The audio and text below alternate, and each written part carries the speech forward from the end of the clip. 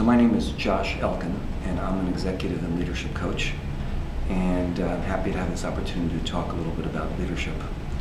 I am very much committed to the leadership partnership that exists between the board of a Jewish day school and the head of the Jewish day school.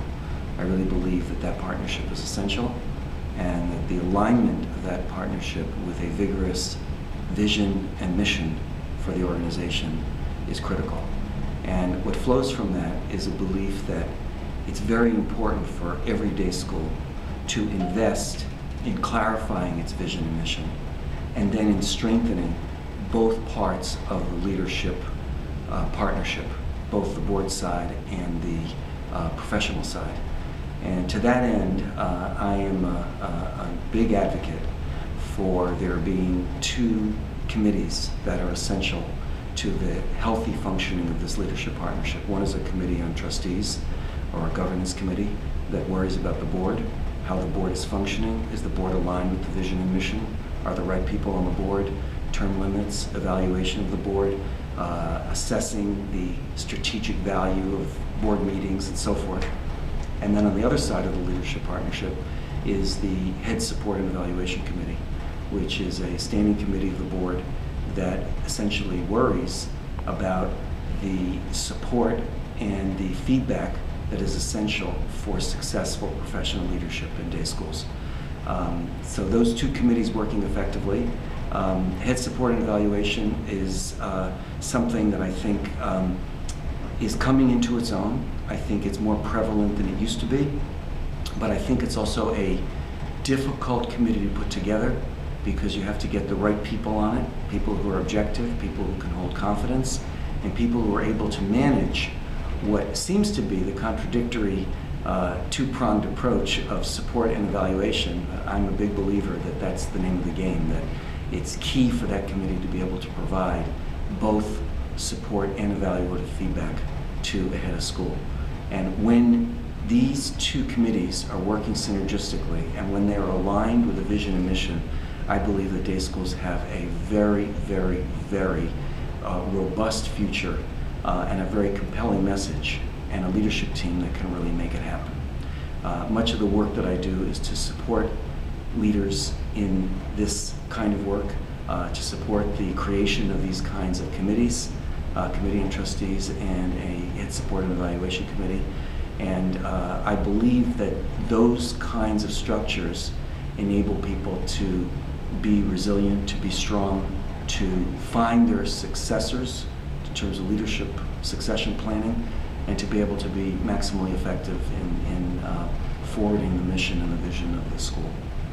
Josh, what tips would you have for leaders and communities who are embarking on this path? So my advice would be, first of all, to reach out to the knowledge bases that are out there. You don't have to reinvent the wheel. The National Association of Independent Schools has a terrific volume called the Trustee Handbook. And in that handbook, you've got all the information you need to know about a governance committee, lots of information about vision and mission, and lots of information about a Head Support and Evaluation Committee, and also how to run an effective board structure.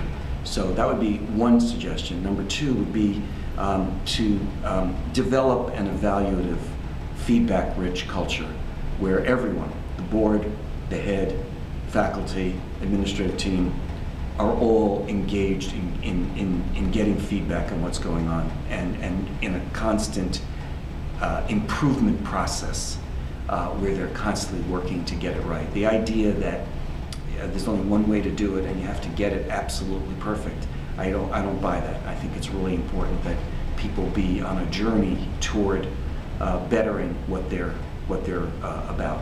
I also believe that it's extremely important to get very, very clear on your identity as a school, and that means your Jewish identity and your educational philosophical identity, and to take the time to be able to clarify the messages that you want to get out into the field, so that people know what you stand for and know what they are getting involved with when they think about applying or enrolling a child in a particular Jewish day school. Do you have advice for how to get clarity on that mission in terms of the community and buy-in and really try to present a clear mission to the community? Well, that's a tough question, and I think that there are a number of ways to approach it.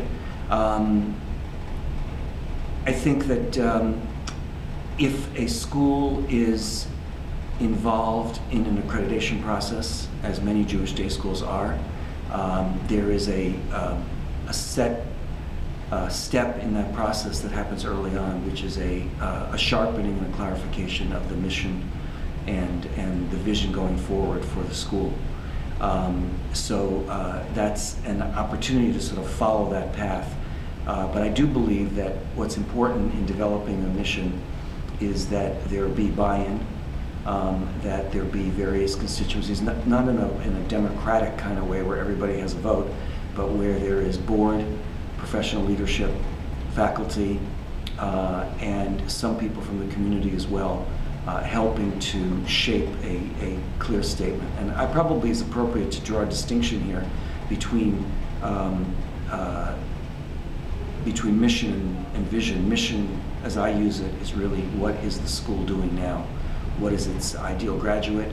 What is its the purpose that it is fulfilling and the niche that it is carved out for itself in terms of what it promises to deliver now? Vision is really looking 10, 20 years out. What is the dream for the school and for the community going forward? And I think you need both. The vision piece is something where you can be much more imaginative and much more sort of emotionally compelling.